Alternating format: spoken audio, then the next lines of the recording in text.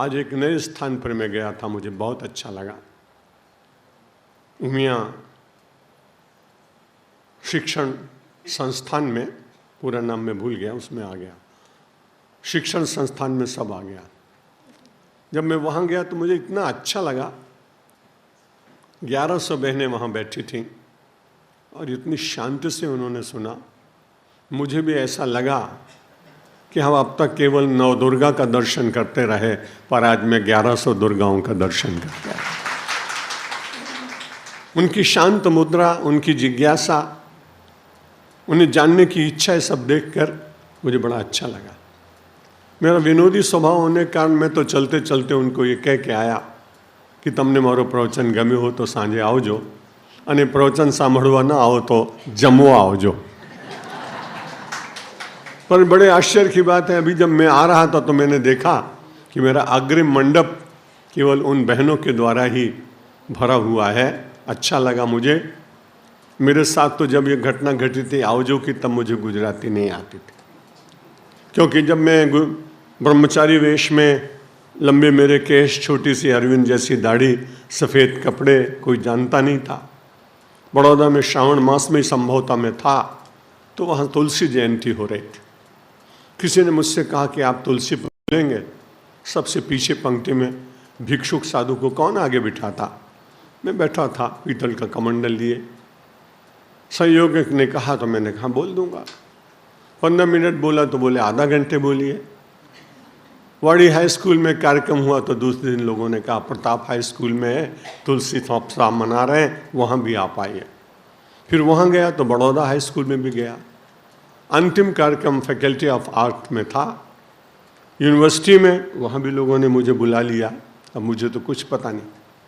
कोई प्रभावित होकर किसी बहन ने मुझे अपने स्टाफ क्वार्टर में, किसी लेक्चरर की पत्नी ने कहा कल आप भोजन करने आइएगा।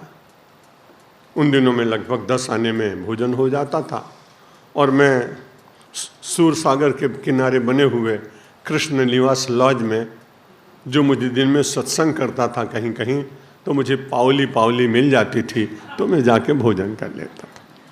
अब उस बहन ने मुझको कहा कि दूसरे दिन भोजन करने आइए। मैं चला गया, मुझे पता ही नहीं।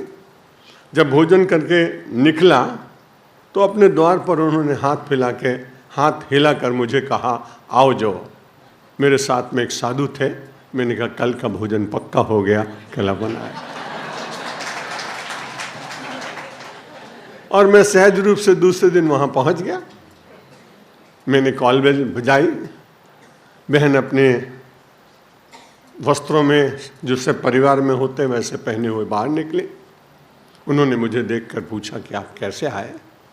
मैंने कहा कैसी बात कर रही हैं आप, जाते समय आपने मुझको कहा आओ जो, तो मैं तो भोजन करने आ गया। बड़ी भद्र महिला थी। उसने कहा पूरा भोजन तो मैं दे नहीं पाऊंगी इतनी जल्दी में। तब मुझे मालूम ही नहीं था कि रोटी को भाकरी कहते हैं। अब उन्होंने कहा कि भाकरी और शाक दे देते हैं। अब हमने पंजाब में रहे कारण भाखड़ा तो सुना था, पर भाकरी सुनी नहीं थी। बड़ा आश्चर्य हुआ। मैं चुपचाप अपने साथ के साधु को बोला भाई करें भोजन। थोड़ा भोजन किया। जब निकले तो बहन ने पहले ही बोल दिया कि अब जब हम आओ जो कहेंगे तो कल फिर मत आ जाना। लेकिन मुझे बहुत अच्छा लगा कि बिना भोजन कराए उन बहनों को मैं तो यूं ही कह के आया था कि आप प्रवचन में सब आना, और बहुत आगी। तो आप सभी भाई जो यहाँ विराजमान हैं और जो मंडप में सैकड़ों की संख्या में, यहाँ की संख्या से लगभग 3 गुने ज़्यादा विराजमान हैं, मैं रोज ही सबके भीतर परमात्मा का दर्शन करने की चेष्टा करता हूँ। और आप मुझे प्रणाम करें उससे पहले मैं विराट को अपने प्रणाम नित्य समर्पित करके और अपनी शब्द पूजा प्रारंभ करता हूँ। एक क्षण भगवान का पवित्र नाम लें। श्री राम जय राम, जय जय राम।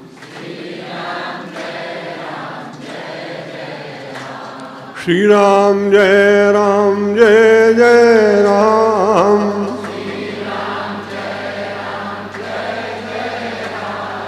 श्री राम जय राम, जय जय